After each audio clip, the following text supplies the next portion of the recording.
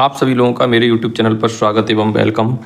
आज हम बात करेंगे यूपी पुलिस का जो री एग्ज़ाम जो होने वाला है उसका मॉडल पेपर नंबर में 4 लेके आया हूँ।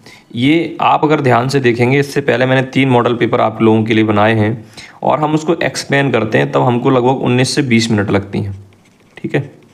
जबकि आपको परीक्षा में इसको कम से कम 10 मिनट के अंदर, 10 मिनट से पहले ही आपको हिंदी के 38 लगभग प्रश्न आएंगे, उनको आपको समाप्त करना है। इसीलिए ये मॉडल पेपर आपको कराए जा रहे हैं और इससे आपको हिंदी के सारे टॉपिकों की रिवीजन होती रहेगी, जिससे आपको ये पता चलता रहेगा कि आपके कौन सा टॉपिक क्लियर नहीं है, उस पर आप अच्छे से फोकस कर सकें। क्योंकि ये जो हिंदी है ना, ये आपको कांस्टेबल बनाने में बहुत अहम भूमिका निभाने वाली है। तो इसको ध्यान से, हिंदी को हल्के में मत लेना, क्योंकि सब लोग हिंदी को हल्के में लेते हैं, जबकि सिलेक्शन आपको हिंदी ही कराएगी। तो देखते हैं पहला प्रश्न। बहुत दिनों बाद दिखना, अर्थ के लिए आपको मुहावरा बताना है। ये बहुत दिनों बाद दिखना, ये अर्थ है किसी मुहावरे का। ये नीचे मुहावरे लिखे गए हैं, उसका आपको बताना है कौन सा इसके लिए ज़्यादा अच्छा है। कोसों दूर रहना, गुदेड़ी का लाल होना, ईद का चांद होना, अब तब होना। तो इसका सही विकल्प हो जाएगा ऑप्शन नंबर सी, ईद का चांद होना। इसका अर्थ होता है बहुत दिनों बाद दिखाई देना। प्रश्न नंबर 2, धोबी का कुत्ता, न घर का न घाट का। लोकोक्ति का आपको अर्थ बताना है। गधा बनना, हेरा फेरी करना, घर पर ना होना, कहीं ठौर ठिकाना न होना। इसका ऑप्शन सही है ऑप्शन नंबर डी। और क्योंकि कहीं ठौर ठिकाना ना होना, धोबी का कुत्ता, न घर का न घाट का, इसका सही अर्थ यही होगा। आगे देखते हैं। निम्नलिखित में से अशुद्ध वाक्य आपको छांटना है। ये 4 विकल्प हैं। कृष्ण जी के अनेकों नाम हैं, पुस्तक बहुत ही उपयोगी होती है, शोभना बहुत मधुर गाती है, मैं अभ्यास कर रहा हूँ। तो इसमें जो शब्द है अनेक, ये अपने आप में बहुवचन शब्द है। तो यहाँ पर ओ की जो मात्रा लगाई गई है यहाँ पर, ये गलत है। इसीलिए यही वाक्य क्या है, अशुद्ध है। ऑप्शन नंबर ए इसका सही है।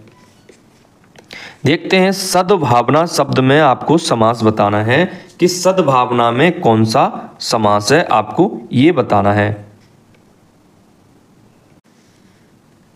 इसका ऑप्शन सही है ऑप्शन नंबर सी।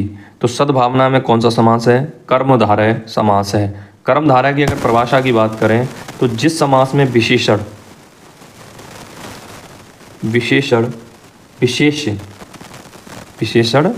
विशेष तथा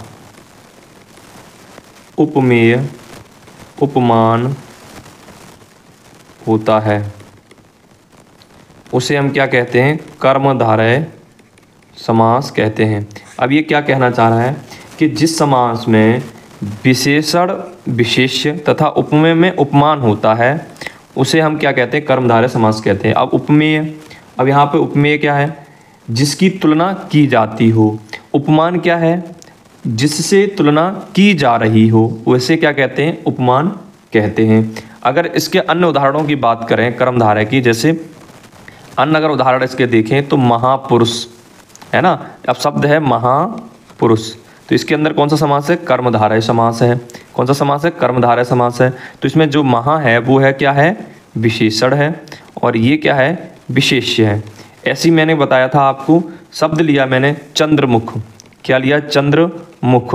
तो देखो इसमें तुलना हो रही है, तो चंद्र क्या है, यहाँ पे उपमान है, और जो मुख क्या है, उपमेय है। क्या है बच्चा, उपमेय है।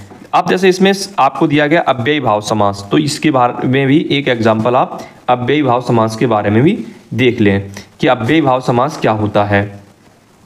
इसको यहाँ से रिमूव करते हैं, उसके बाद देखते हैं अव्ययी भाव समास।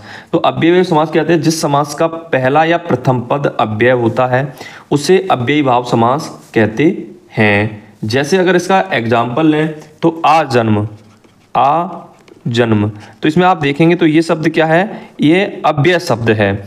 फिर हमने देखो आपको बताऊं तत्पुरुष समास के बारे में भी एक एग्जाम्पल देख लेते हैं कि तत्पुरुष समास किसे कहते हैं। जिस समास का दूसरा पद या उत्तर पद प्रधान होता है उसे तत्पुरुष समास कहते हैं, है ना। ये कारक चिन्हों का प्रयोग किया जाता है कर्ता तथा संबोधन कारक विभक्तियों को छोड़कर। इसमें सारे क्या होते हैं, कर्म तत्पुरुष समास कारक चिन्हों के हिसाब से विभाजित किए जाते हैं। अगर हम देखें तो अगर इसका एग्जाम्पल लें रसोई घर, मैंने लिया इसका एक रसोई घर, ये तत्पुरुष समास का उदाहरण है। और भी देख लेते हैं, घुड़साल, क्या है शब्द, घुड़साल, ये भी तत्पुरुष समास का ही उदाहरण है। जैसे विद्यालय, ये भी किसका, तत्पुरुष समास का ही उदाहरण है। जैसे मंत्री परिषद, शब्द है मंत्री परिषद, ये भी तत्पुरुष समास का ही उदाहरण है। अच्छा, द्विगु समास क्या होता है वो भी आप जान लीजिए कि द्विगु समास, शब्द है द्विगु, तो आप सबको पता है कि जिसमें गिनती आती है, सीधा सीधा आप लोगों ने याद कर रखा है, तो इसकी परिभाषा आप जान लीजिए। जिस समास का पहला पद संख्यावाची होता है उसे द्विगु समास कहते हैं।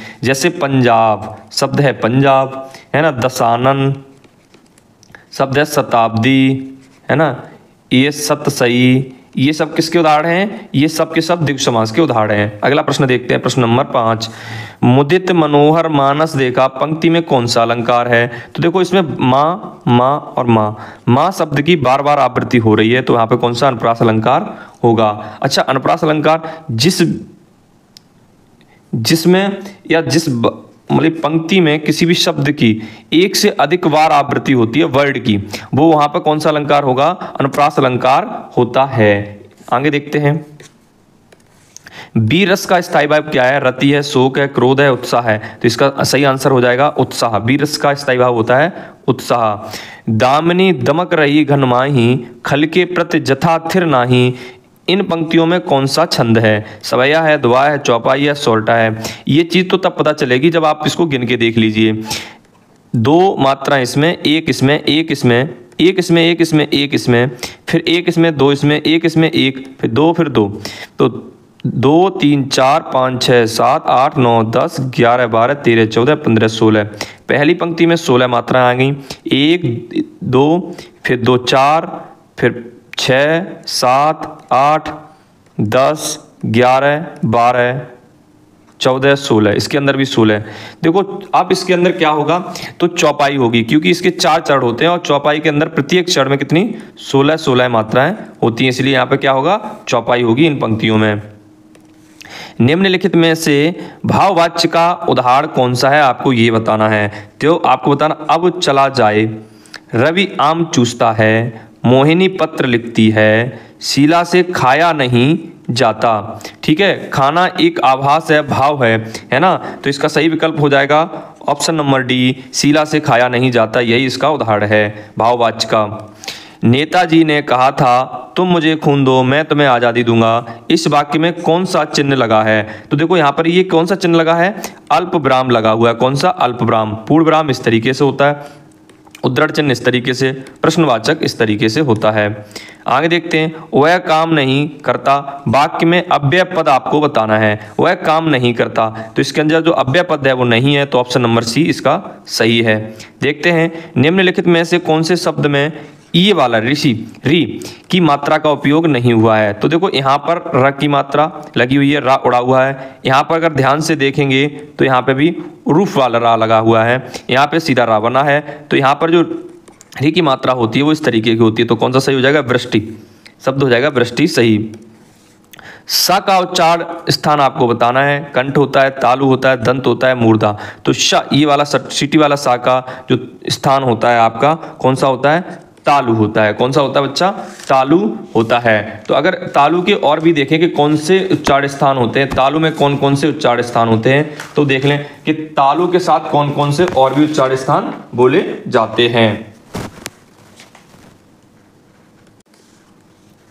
तो तालु का जो उच्चार स्थान किसका होता है, पूरा चा वर्ग, च छ ज, ठीक है, झ या, ये सब तालु में बोले जाते हैं। उसके बाद या बोला जाता है, सा मैंने ये आपको बता ही दिया, ये भी इसी के साथ बोला जाता है। और इसी में क्या बोला जाता है, ई, स्वर ये वाला और ई। इसके अंदर टोटल 9 वर्ड होते हैं जो तालु के अंदर बोले जाते हैं। अगर हम कंठ की बात करें तो देखो का वर्ग, ख ग फिर घ और अंग, ये वाले सारे के सारे शब्द बोले जाते हैं। उसके बाद इसके साथ ह बोला जाता है और अ और आ बोला जाता है। टोटल 8 वर्ड इसके साथ बोले जाते हैं।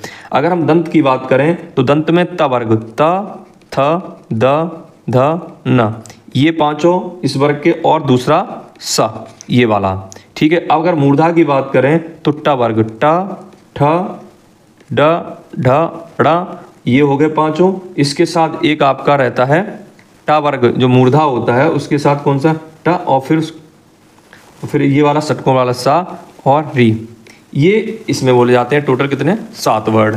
आगे देखते हैं प्रश्न। कौन से शब्द में र नहीं है, आपको ये बताना है। तो इसके अंदर र तो है, इसी में अगर यहाँ देखें तो म, फिर उ है ना, फिर र, फिर ध और फिर अ।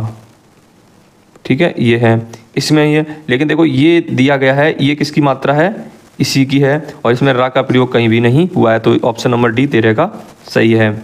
15, निम्नलिखित में से कौन सा शब्द पुल्लिंग शब्द है। वचन, हानि, प्यास, बचत। तो आपको इसमें बताना है कौन सा सही है। तो वचन जो शब्द है वो कैसा शब्द है, एक पुल्लिंग शब्द है। और आगे देखते हैं, सदा ही बहुवचन में प्रयुक्त होने वाला शब्द कौन सा है। घर है, प्रतीक है, दर्शन है या मुनि है। तो दर्शन जो शब्द है वो सदा बहुवचन के लिए प्रयोग होने वाला शब्द है। निम्नलिखित में से तद्भव शब्द को छांटिए, आपको ये बताना कौन सा शब्द तद्भव है। कपूर, पक्ष, मयूर, मानसिक। तो इसका जो शब्द हो जाएगा कपूर, क्योंकि इसका जो तत्सम शब्द होता है कर्पूर होता है। अगला प्रश्न देखते हैं, प्रश्न नंबर 21। सब कुछ जानने वाला वाक्यांश के लिए एक शब्द आपको बताना है। बहुज्ञ, सर्वज्ञ, अत्यज्ञ, यज्ञ। तो इसका सही आंसर हो जाएगा सर्वज्ञ, सब कुछ जानने वाला। आगे देखते हैं, उत्थान शब्द का आपको विलोम बताना है। तो उत्थान का जो विलोम होता है वो क्या होता है बच्चा, पतन होता है। क्या होता है, पतन। सही अर्थ वाला शब्द युग्म नहीं है, ये बताना है। इसमें कौन सा ऐसा शब्द है जिसका शब्द युग्म सही नहीं है। जैसे शब्द है पहला ही, ये वाला पूरा इसमें अर्थ दिए गए हैं, फिर ये वाला, फिर ऑप्शन नंबर सी या ऑप्शन नंबर डी। तो इसका जो सही विकल्प है ऑप्शन नंबर बी, ये इसका सही नहीं है। अल को अली, मोर, सखी, ये सही नहीं है। अनिल का जो अर्थ होता है वो हवा, और अनल अर्थ होता है आग, है ना। आद माने क्या होता है आरंभ, और आदि माने अव्यस्त। जलद माने कमल, और जलद माने क्या होता है बादल। पत्र शब्द का अर्थ नहीं होता पत्ता, पंख, चिट्ठी, लेख। आपको ये बताना है 25 का कौन सा सही है। तो लेख इसका अर्थ नहीं होता किसका, पत्र का। बाकी पत्ता, पंख और चिट्ठी ये इसके अर्थ होते हैं। प्रश्न नंबर 26, सदैव शब्द में संधि है, आपको ये बताना है। जो सदैव शब्द है उसमें कौन सी संधि है, आपको ये बताना है। गुण संधि, दीर्घ संधि, वृद्ध संधि या अयाद संधि। जल्दी से बताइए। तो इसके अंदर आपका सही है वृद्ध संधि। कौन सी, वृद्ध संधि। प्रत्येक शब्द में आपको उपसर्ग बताना है। तो ये जो प्रत्येक शब्द है इसमें आपको उपसर्ग बताना है। तो इसके अंदर कौन सा, प्रति, है ना, प्रत्यय उपसर्ग है। वैज्ञानिक शब्द में आपको प्रत्यय लगाया, कौन सा प्रत्यय लगाया वैज्ञानिक में। तो विज्ञान, धन, इक, है ना। कौन सा, इक शब्द से मिलकर बना है, इक है, थोड़ी यहाँ पे इक नहीं इक, समझे। तो विज्ञान से मिलकर और धन इक मिलकर बना है वैज्ञानिक। इसका जो ऑप्शन नंबर सही है 28 का बी सही है। फिर देखते हैं ऑप्शन नंबर 29, अज्ञे जी की किस कृति पर ज्ञानपीठ पुरस्कार मिला है, आपको ये बताना है। किस कृति के लिए अज्ञे जी को ज्ञानपीठ पुरस्कार दिया गया था, इसमें से बता दीजिए जल्दी से। तो डी है कितनी नावों में कितनी बार, इसके लिए इनको कौन सा पुरस्कार मिला था, ज्ञानपीठ पुरस्कार मिला था। उर्वशी के रचनाकार कौन है, आपको ये बताना है। जयशंकर जी, रामधारी सिंह दिनकर, मैथिली शरण गुप्त या महादेवी वर्मा। आपको जल्दी से बताइए। 30 का ऑप्शन सही है बी, रामधारी सिंह दिनकर। उर्वशी के लिए इनको ज्ञानपीठ पुरस्कार भी मिला था, ये इनकी कृति है। गोदान किसकी रचना है, प्रेमचंद जी की, जैनंद जी की, अज्ञे जी की, नागार्जुन जी की। तो गोदान मुंशी प्रेमचंद जी द्वारा लिखी हुई रचना है। महादेवी वर्मा को ज्ञानपीठ पुरस्कार किस कृति के लिए मिला था, दीपशिखा के लिए, नीरजा के लिए, यामा के लिए, श्रृंखला की कड़ियां। तो ये मिला था यामा के लिए इनको ज्ञानपीठ पुरस्कार। नाक काटना, मुहावरे का आपको अर्थ बताना है। नाक काटना, खून बहाना, बदनाम करना, नुकसान होना, इज्जत करना, है ना। आपको इसका आंसर बताना है। तो बी, बदनाम करना। नाक काटना मतलब होता है बदनाम करना। ऑप्शन नंबर बी इसका सही है। काला अक्षर भैंस बराबर लोकोक्ति का सही अर्थ बताना है। पढ़ा लिखा ना होना, पढ़ा लिखा होना, विद्वान होना, मूर्ख होना। तो 34 का सही ऑप्शन नंबर ए, काला अक्षर भैंस बराबर का मतलब होता है पढ़ा लिखा न होना। आगे देखते हैं, अद्भुत रस का स्थायी भाव आपको बताना है। क्रोध, उत्साह, विषम या भय। अद्भुत आपको ये बताना है। तो इसका सी विकल्प सही है, विषम में इसका स्थायी भाव है। सोरठा के प्रथम चरण में कितनी मात्राएं होती हैं, 10, 11, 12 या 13। जल्दी से बताइए। तो ऑप्शन नंबर सी इसका कौन सा सही है, सॉरी बी सही है। कितनी होती है सोरठा में, 11 है ना। प्रथम चरण में सोरठा में कितनी मात्राएं होती हैं, 11 होती हैं। आगे देखते हैं अगला प्रश्न। निम्नलिखित में से कौन सा शब्दालंकार नहीं है, जिसके अंदर शब्दालंकार नहीं है वो बताना है। अनुप्रास, यमक, श्लेष या रूपक, इसमें कौन सा अलंकार ऐसा है। भाई दो प्रकार के अलंकार होते हैं, एक शब्दालंकार और एक होता है अर्थालंकार, है ना। क्या होता है, शब्दालंकार और अर्थालंकार। तो उसने पूछा है कि इसमें एक शब्दालंकार नहीं है, 3 इसमें शब्दालंकार है, तो इसमें एक अर्थालंकार होगा। तो बताइए 37 का कितना सही है, डी सही है। रूपक जो है वो कौन सा अलंकार है आपका, अर्थालंकार है। बाकी ये तीनों कौन से हैं, शब्दालंकार। दंत ध्वनि है ख, च, ल, फ, तो 38 का कौन सा सही है, सी सही है। ला कौन सी ध्वनि है, दंत ध्वनि है, आपको मैंने इससे पहले एक्सप्लेन किया था। निम्न में से कौन सा वर्ड अघोष वर्ड है, कौन सा वर्ड अघोष है। ज है, च है, ज है, झ है या ढ है, बताइए जल्दी से। तो 39 का सही है ए, च वर्ड है वो अघोष है। देखो मैं आपको बता दूं 5 वर्ग हैं, ठीक है, और पांचों वर्गों में से 5 ही मतलब कि वर्ड होते हैं इस तरीके से, और 5 इस तरीके से वर्ग होते हैं। इन पांचों वर्ग के पहला अक्षर और दूसरा, ये दोनों कैसे होते हैं, ये अघोष होते हैं। बाकी ये तीनों जो होते हैं वो क्या होते हैं, सघोष होते हैं। तो देखो च, ये पहला ही इसलिए कौन सा हो गया, अघोष हो गया। बाकी देखो ये च, छ, ज, झ, ढ, ये क्या हो गए, सघोष हो गए, ठीक है, क्या हो गए, सघोष हो गए। निम्न में कौन सा शब्द स्त्रीलिंग है। सौभाग्य, सुंदरता, काव्य, चंद्र, आपको इनमें से बताना है कि कौन सा शब्द है जो स्त्रीलिंग है। तो इसमें सुंदरता जो शब्द है वो स्त्रीलिंग शब्द है। अगर आपको हमारी वीडियो पसंद आई हो तो हमारे चैनल को सब्सक्राइब कर लें, है ना। साथ में क्या करें, बेल आइकन का बटन दबा लें और हमारे वीडियो को शेयर करना ना भूलें। जय हिंद, जय भारत। और एक और इम्पोर्टेंट खबर, अगर इसकी PDF आप लेना चाहते हैं, PDF, तो आप क्या करें, हमारा टेलीग्राम ग्रुप है उसको ज्वाइन करें। उसका लिंक डिस्क्रिप्शन में दिया हुआ है, नीचे आप जाके क्लिक करके हमारे ग्रुप को ज्वाइन करें, वहाँ से PDF प्राप्त कर सकते हैं। जय हिंद, जय भारत।